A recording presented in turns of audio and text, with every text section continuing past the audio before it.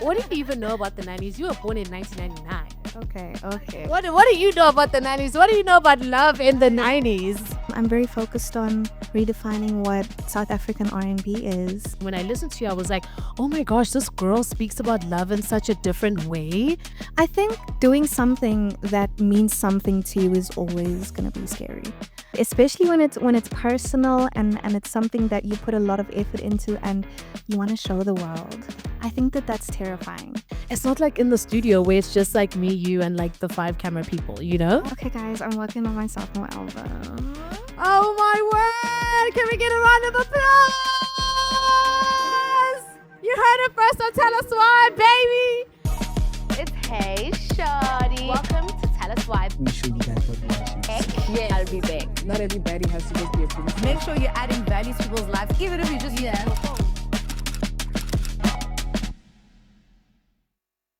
Today, we are joined by award-winning, multi-platinum artist. I mean, she is a genre-blending musician, singer, songwriter, and creative who is known for her soulful sounds and her deep, meaningful music. I mean, she came into the scene giving us her project Like Testament, which is Summer Award-winning, by the way, and now she's given us her platinum EP, You, Me, and the 90s, which is making waves. And I really think she has built a reputation for giving us deep music and really blending that nostalgic feel with the contemporary R&B. She is known for her striking visuals and her raw honesty in her music. And might I say, I think she's one of the most exciting voices in the music industry right now.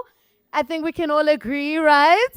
And I think through her artistry and her individuality, she continues to push the creative boundary. And I really think she has built her audience online through music and digital culture. Welcome to Tell Us Why, LordKez!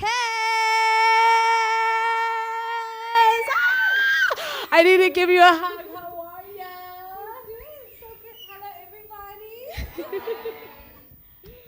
Check 1, 6. Hi, everybody. Welcome to Tell Us Why. Thank you for having me. I'm so excited to have you. I'm so glad that we got to have a conversation before this because I know we're a little bit nervous. Everyone is watching us. Like, it's not like in the studio where it's just like me, you, and like the 5 camera people, you know? Oh, I know. I'm excited and I'm a bit nervous, but it's yeah. really good. But we're just going to be having a conversation. It's laid back. It's just the girls in our little Levi's denims. I mean, there's nothing too crazy, right? Exactly. I want to talk about when I first discovered you as an artist. I first discovered you with Holy Matrimony, and it was such a different time, right? I think music finds you where you are, and that song really found me where I was. And when I listened to you, I was like, oh my gosh, this girl speaks about love in such a different way. You know, it didn't feel like you were making a song for a crush. It was like you were trying to figure out, like, am I going to choose this person? And now listening to you with You, Me, and the 90s, I feel like it's a whole different vibe. So how would you describe LordKez as an artist today? I feel like I'm like at the beginning of a very new chapter of my life. I feel like I spent a lot of my journey as an artist doing very alternative sounding and genre blending music. But I feel like right now I'm very focused on redefining what South African R&B is. I'm so excited for that journey. And just to touch on what you were saying, where you blend different genres, speaking of that, you know, that nostalgic feel and that contemporary R&B and soul and that marriage that you've brought together, would you say that sound was intentional or did like you just find it? I think that the classic R&B that we all grew up listening to is honestly what inspired me to make music in the first place, you know. After my debut album Testament, I really wanted to pay homage to the music that I grew up listening to, that felt most natural to me, you know. And I felt like also after doing a project so vulnerable and so deep and so introspective, I really wanted to see the other side of that. And that's what Yumi and the 90s really was. Like, it was me exploring a side of myself that I always knew, but I was, I guess, like too scared to like show the world. Yeah. And what kind of inspired that emotional direction and the sonic sounds of You, Me in the 90s? What was the inspiration? Because I feel like when I listen to her, I'm like, this girl just wanted to dance, okay? Like, we're talking love music and R&B, but I feel like you wanted to dance. Like, that's the feel that I get. And what inspired that emotional direction? I honestly just wanted to have fun. Like, girls just want to have fun. So, and and also Testament took a lot out of me, emotionally, mentally, physically. Like I really went through the ringer, like making that album. And also after winning the Sama for that album, I did feel a little bit of pressure. And I just wanted to put it to the side and I just wanted to have fun. And I guess that's what the music feels like. It feels fun, it feels lighthearted. And it feels exciting. I love that you take us on that journey because your life was exciting. So your music becomes exciting. So we're all having fun with you.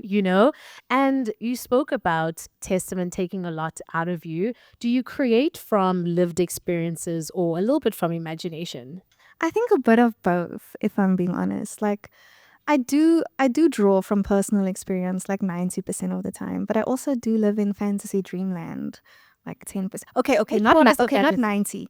Maybe 70% and then 30% dreamland and fantasy. Okay, which one is the fantasy? I want to know what the fantasy is. The fantasy? I want to know the Which fantasy. what do you mean which part? Like, is there any song in particular that's completely like fantasy? Or is it like a little bit of both? You have where you are, and then part of the song is like where you want to be. Like, yeah, I like you, but I wish we were more. And if we're more, it would look like this. Is that the mixture between real life and fantasy? Yes. I feel like in the new music that I'm creating right now, I do explore that a little bit more. I think Yumi and the 90s was heavily personal experiences. Everybody listened to what I'm going through. Everybody knows else.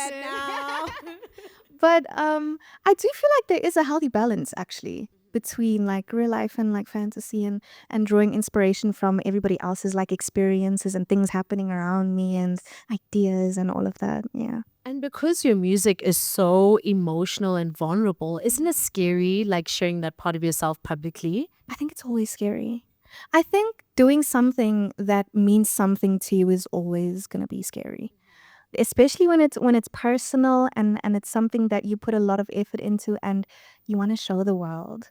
I think that that's terrifying. Yeah, that was so very scary. I mean, yeah. Yeah, I was it's so scary right now. Like, it's scary right now. Guys, can we all just take a deep breath out? Like, why is it be like, Like, who tense? Like, it's so tense. It's so scary. I'm sitting across someone that I listen to and I see online, and now I have to ask her questions, and everyone is watching me. Am I going to get the words right? Like, yeah, but I totally agree with you that, like, when something really matters to you, it is scary. Yeah. And speaking about sharing parts of yourself with the world, you recently did an episode of Colors, which was absolutely amazing. Firstly, congratulations.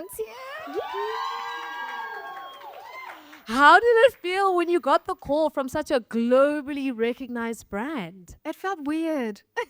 It felt That's so real. That's so honest. it's a really weird feeling when your dreams finally start chasing you back, hey? Because you can chase your dreams, you can follow your dreams, and then they'll follow you back. And now you gotta sit there and go like, oh, okay, this is serious. Honestly, being on Colors was something that I've literally always wanted. And I think I was like maybe like 16 or 17 when I first discovered Colors. And I felt so cool because like I would put all of my friends onto Colors. I'd be like, yeah, listen to this artist. Yeah, listen to this one. Yes, you were one of those. And like I also like found some of my favorite artists on Colors like Eliza and Mahalia and James Vickery and it's honestly it's such an honor to really be up there.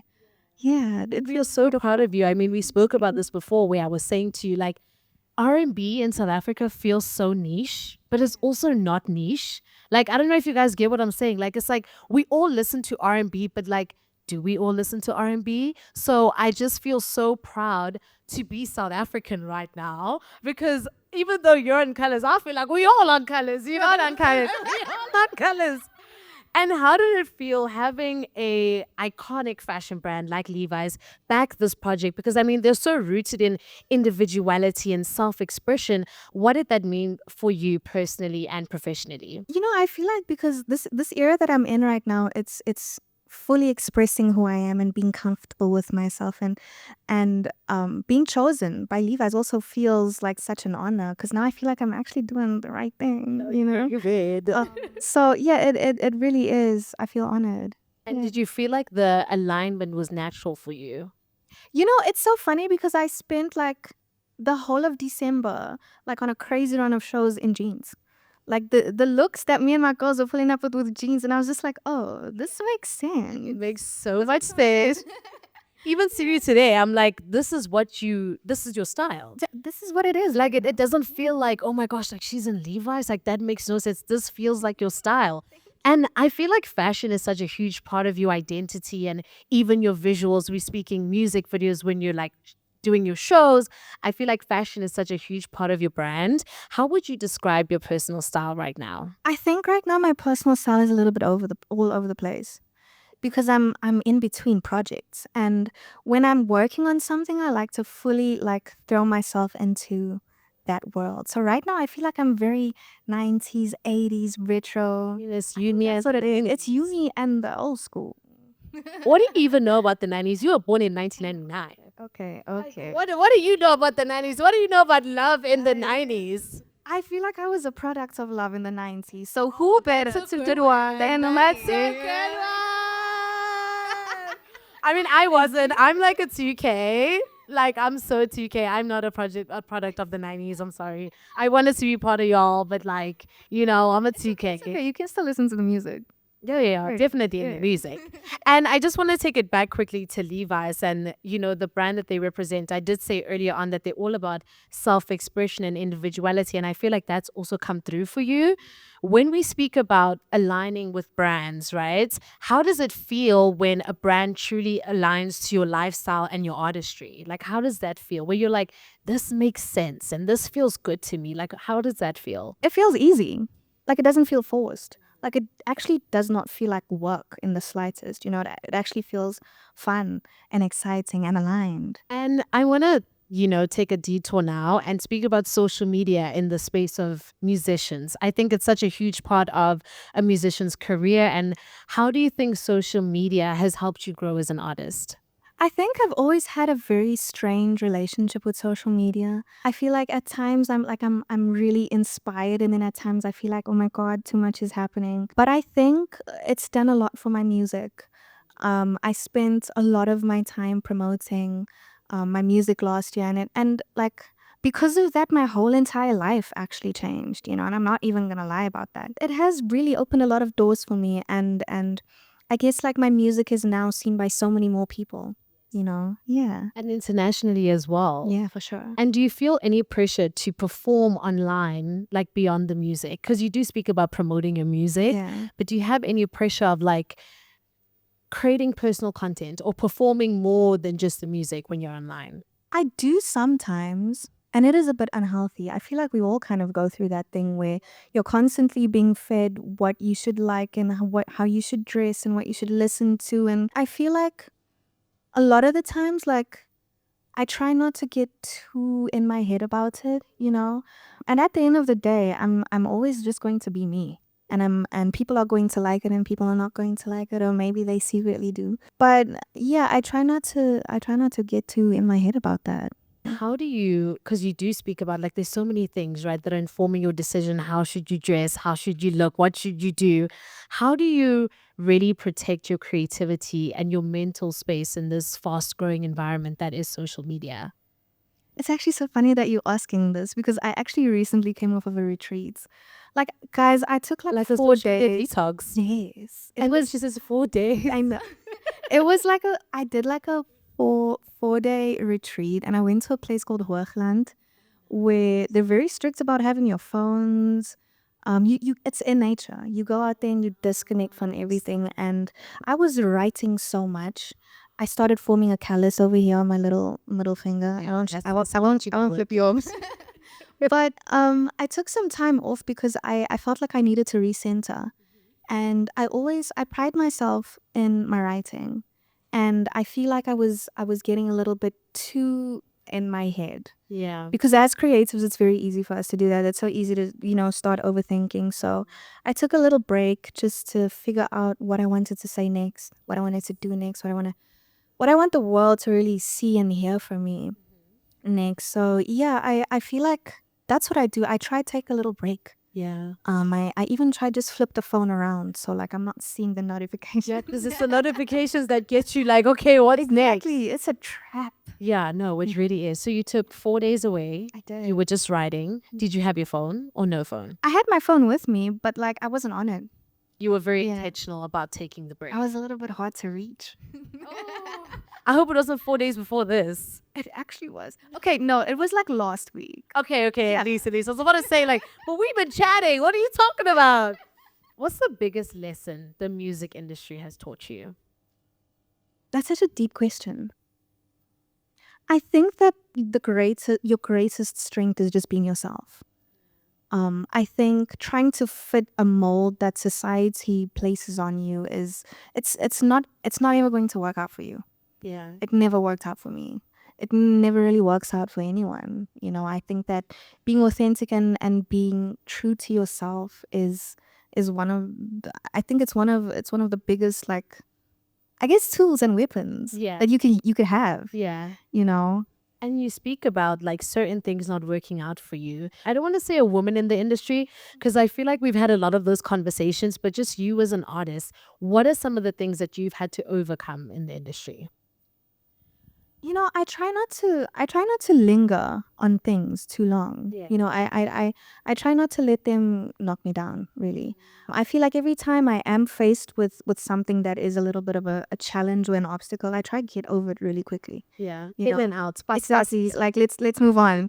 I think I'm gonna say something that obviously everybody's gonna say, but it's like hearing about what people think. Yeah. People are always going to have opinions. Like, People are so mean. I know, like whether you do something like good or bad, like people are always gonna have their own subjective opinion to everything. So I think one of the biggest things that I guess I've learned in the last year or so was to actually just trust myself, you know, and to trust the people who I actually like value their opinion Yeah. and trust them instead of trusting a random person on TikTok saying that I suck.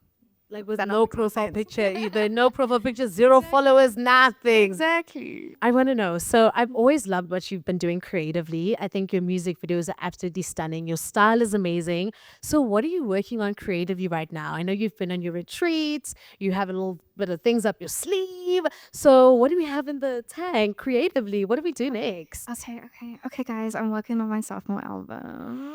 Oh my word! Can we get a round of applause?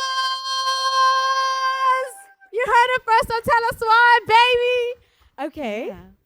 And then what's that gonna look like? Yeah. I think you need to give us like a little bit more. Like, are we still in the 90s or are we in the 2000s now?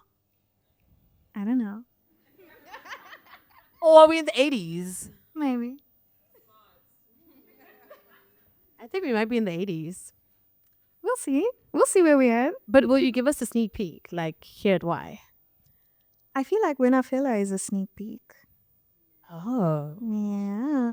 Okay, she a little spicy. Are we gonna get like a private listening session? I feel like everyone that's here today really believes in you as an artist, and I think we all deserve an invite to the private listening session, right? Right? Oh, yeah. Of course, guys. Everybody, please come. Okay. At this point, I've actually organized a whole listening session, so we need the album. Like, you actually don't have any choice. You don't have a choice. Now tell me, 5 years from now, Yeah. we're in the future, what do you want LordKez to be known as? What do you want to represent? And I mean, 5 years isn't a long time. It feels kind of long. But 5 years, what do you want people to say about LordKez? Okay, so first off, I want people to say, oh my gosh, she's so cool. She's so fly. I like her songs. But, okay, other than that, I really want to reshape South African R&B. I think that's what I want people to remember me for. Let's go, girl. And I think you're well on your way to doing that. Thank you. I'm so excited to see what you have planned. It's such an honor to have this conversation with you. It's such an honor to be doing the first ever live show of Tell Us Why with LordKez at Levi's. Ladies and gentlemen, to the people online, it is officially a wrap. But to everyone in the building, we still gonna party. So, ladies and gentlemen, give it up for LordKez. Getting hammer now. Away, my baby, away, away.